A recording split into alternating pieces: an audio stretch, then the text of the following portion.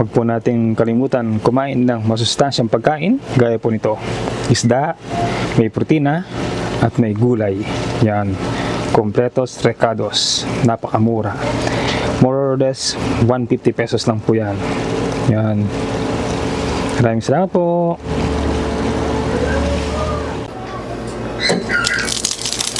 Ayan, mainit na po ang ating mantika.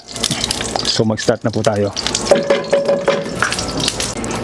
Mauna ang bawang. Yan. Hintayin nating mag-lightly brown ang bawang.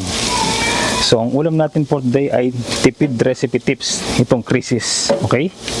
Yan. Medyo brown na. So sunod na natin ng sibuyas. Okay? Ito ang sibuyas natin.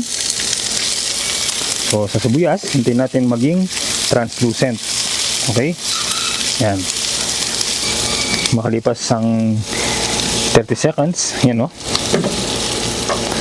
So ang next step natin, lalagyan po natin ang ating main ingredients. Okay? Kamatis. Kasi mura yan. Pag mura, siya ang lutuin natin. Okay? Sabay na natin yung tong patis. Yan. At paminta. Yun. Haluin natin sandali.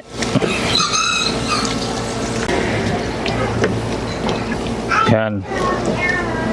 Ayusin. Takpan natin ng mga 5 minuto o hanggang lumambot na ang ating mga kamatis. Balik po tayo mamaya. Ayan. Balikan po natin. Sa puntong yan, malambot na po ang ating mga kamatis. Yan o. So ang next step po natin dyan, imamash natin sila or lulusawin para lumabas ang gatas nila. Yan o. So yan, lusawin natin sila.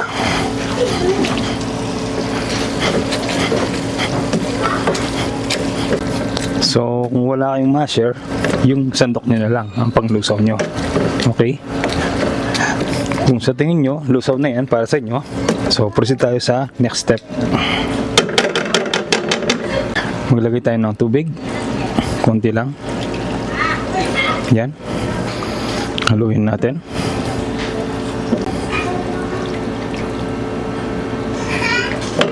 Tapos takpan natin, hintayin natin kumulo. Ayan, balikan po natin. Yun o, nakulo na po. Lagay po natin tong beaten eggs. Yan. Halo-haloy natin ng konti para hindi mamuo. Yan.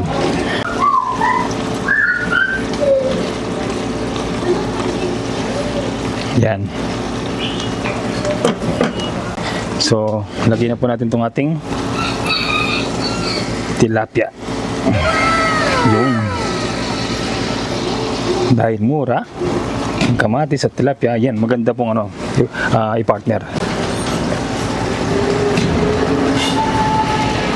Yan, lagyan po natin ng konting sauce sa bandang taas. Yun. Tapos takpan po natin ng mga 3 minutes. Yun. Ayan, balikan po natin. Actually, malapit na po tayong matapos. So, ang next step po natin ngayon, ilalagay lang po natin yung gulay. Yan.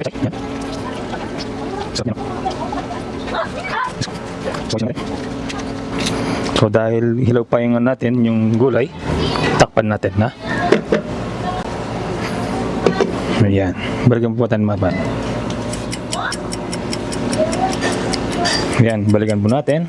Yun, ready na po ang ating ulam for today. So ano po masasabi nyo sa ating ulam for today? Mura lang po yan.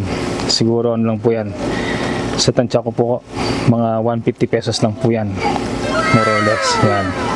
So kung titipid po kayo, yan ang lutuin nyo. Tandaan po, pag mura ang ingredients, siya ang lutuin para hindi po tayo mapamahal. Okay po? May gulay, may itlog, may protina. Okay? So ini-invite ko po kayong mag-like, subscribe, at i-share ang aming mga videos. Sana meron po kayong nakuhang technique at mga idea sa aming mga recipe. Ingat po lagi at God bless. Approve.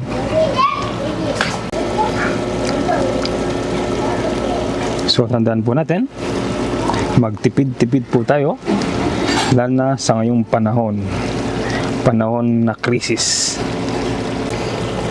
Huwag po nating kalimutan kumain ng masustansyang pagkain gaya po nito: isda, may protina at may gulay. Yan, completos recados, napakamura, more or less 150 pesos lang po yan.